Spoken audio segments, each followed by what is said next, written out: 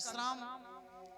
द्वादश स्कंद की कथा आती है, कलयुग और कलयुग के राजवंश का वर्णन आया। कलयुग में राजा अत्याचारी हो जाएंगे। कलयुग का वर्णन आया, जब घोर कलयुग आएगा उस समय गंगा मैया लुप्त हो जाएंगी, अंतर ध्यान हो जाएंगे। जब घोर कलयुग आएगा तो आदमी की लंबाई इतनी बड़ी होगी कि वो चने के पेड़ के नीचे आराम से खड़ा हो जाएगा। घोर कलयुग बताया, कलयुग से बचने का उपाय बताया। सुखदेव जी ने कहा, राजन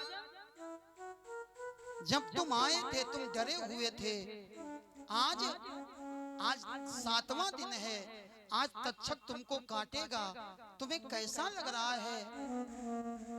परीक्षित बोले, गुरुजी 7 दिन में मैं समझ गया तक्षक इस शरीर को काटेगा और शरीर मैं नहीं हूं, मैं तो कोई और हूं। लोगों से पूछो ये क्या? लोग कहते हमारा हाथ। मेरे भाई जरा एकांत में विचार करना, ये हाथ तो हमारा है, लेकिन हम कौन है? देह और देही का संबंध आज सुखदेव जी ने राजा परीक्षित के सामने रखा। परीक्षित बोले, गुरुजी हम मरेंगे नहीं, मरता शरीर है, हम तो जाकर के परम पिता परमात्मा में समाहित हो जाएंगे।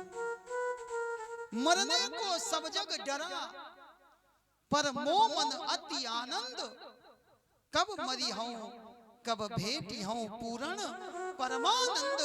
गुरुजी मैं तो चाहता हूं कितनी जल्दी तक्षक आकर के डसे, मेरा शरीर यहाँ छूट जाए और मेरी आत्मा परमात्मा में विलीन हो जाए। गुरुजी मैं तो यही कामना कर रहा हूं। सुखदेव जी ने परीक्षित को आशीर्वाद दिया। सुखदेव जी की विदाई हुई है, उनका पूजन हुआ। इसके बाद में परीक्षित जी को डसने के लिए तक्षक आया। तक्षक आया, परीक्षित ने तक्षक को देखा तो सर झुका दिया। आकाश से देवता विमान लेकर के आए। परीक्षित ने तक्षक के फन के ऊपर पैर रखा है और विमान पर बैठ करके गए। परीक्षित की परम गति हुई। इनके पुत्र जन्मेजय ने सर्प यज्ञ किया। देवताओं ने आकर के समझाया है। मार्कंडेय जी ने तपस्या करी और भगवान की माया का दर्शन किया। मार्कंडेय जी को भगवान ने माया का दर्शन कराया है। इसके बाद में भागवत की संक्षिप्त विषय सूची का वर्णन आता है। जिन लोगों ने 7 दिन तक कथा सुनी बहुत अच्छी बात, और जो लोग 7 दिन कथा नहीं सुन पाए वो भी बस 2 मिनट की कथा को सुनेंगे तो उनको भी 7 दिन की पूरी कथा सुनने का फल प्राप्त होगा। आप जहां भी हैं अपने स्थान पर बैठ जाएं। अपनी आंखों को बंद करके अगर संभव हो तो अपने सर को ढक करके गोपी भाव की प्राप्ति करके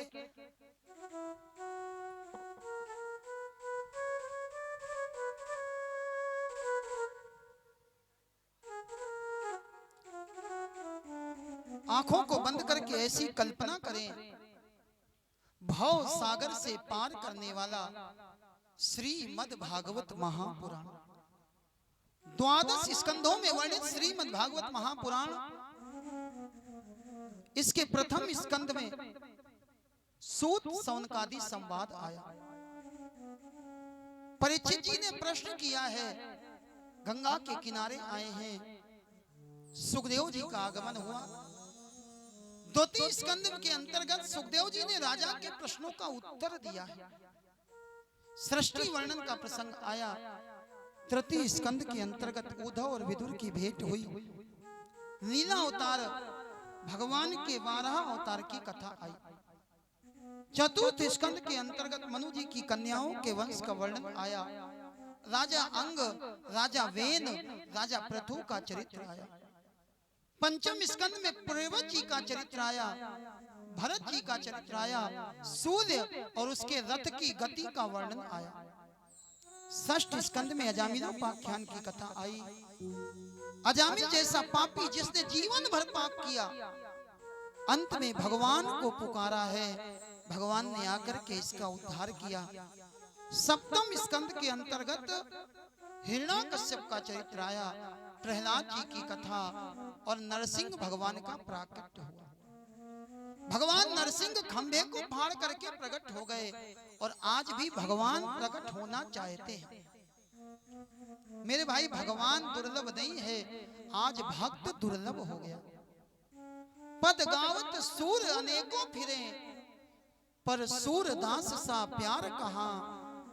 करताल मंजीर बजावत है, पर मीरा मतवारी सी झनकार कहाँ। श्री राम कथा कितनों ने लिखी, पर तुलसी सी मर्याद कहाँ। हर खंभे में नरसिंह बसे, पर काढ़न को प्रहलाद कहाँ। सप्तम स्कंद में प्रहलाद जी का चरित्र आया, अष्टम स्कंद में वामन भगवान का चरित्र आया। राजा बलि के दरवाजे पर भगवान छोटा रूप बना करके पहुंचे। भगवान बताना चाहते हैं मांगने वाला सदैव छोटा होता है और देने वाला सदैव बड़ा होता है। मांगने वाले का हाथ नीचे होता है और देने वाले का हाथ सदैव ऊपर होता है। नौम स्कंद में राम जी की कथा आई, दसम स्कंद में कन्हैया जी की कथा आई, एकादश स्कंद में यदुवंश को ऋषियों का श्राप लगा है। भगवान के गोलोक धाम जाने की कथा आई। द्वादश स्कंद में कलयुग और कलयुग से बचने का उपाय बताया गया। कलयुग केवल नाम आधारा, सुमिर सुमिर नर उतरे ही पारा। आइए भागवत जी का एक श्लोक आगे आगे हम गाएं, पीछे पीछे आप भी गाएं। नाम संकीर्तनम यस्य, नाम संकीर्तनं यस्य सर्व पाप प्रणाशनम, सर्व पाप प्रणाशनम, प्रणामो दुख समन, प्रणामो दुख शमनः, तम नमामि हरिं परम, तं नमामि हरिं परम्। नाम संकीर्तनम यस्य, नाम संकीर्तनं यस्य सर्व पाप प्रणाशनम, सर्व पाप प्रणाशनम्, प्रणामो दुख समन, प्रणामो दुख शमनः, तम नमामि हरिं परम, तं नमामि हरिं परम्। नाम संकीर्तनम यस्य, नाम संकीर्तनो यस्य सर्व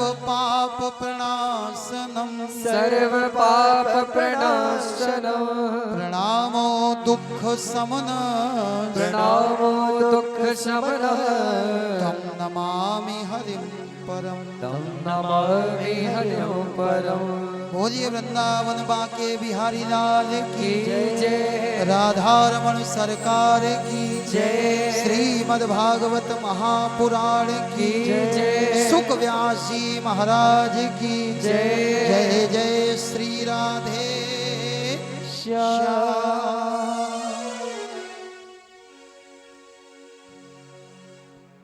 और हम सभी अभी तक इस विश्राम दिवस की पावन वेला की कथा का श्रवण कर रहे थे। जैसा कि विश्राम दिवस की वेला का नियम होता है कि हम 7 दिवसों से जिनके भी मुखारविंदों से हम इस कथा का श्रवण कर रहे हैं उनका पूजन अर्थात व्यास पूजन, पोथी पूजन, पुराण पूजन हम सभी करते हैं। आइए उसमें प्रवेश करते हैं। हमारे जो शुक्ला परिवार के भैयागण हैं, आप सभी से निवेदन है आप सभी मंच के पास आ जाएं। हमारे जो मुख्य यजमान हैं उनसे मेरा निवेदन है आप आ जाएं। सर्वप्रथम मैं हमारे शुक्ला परिवार से निवेदन करना चाहूंगा आप सभी आगे आ जाएं। महाराज जी का पूजन तदुपरांत जिन भी भक्तों को महाराज जी का पूजन पुराण पूजन करना है वह सभी एक एक करके आएंगे।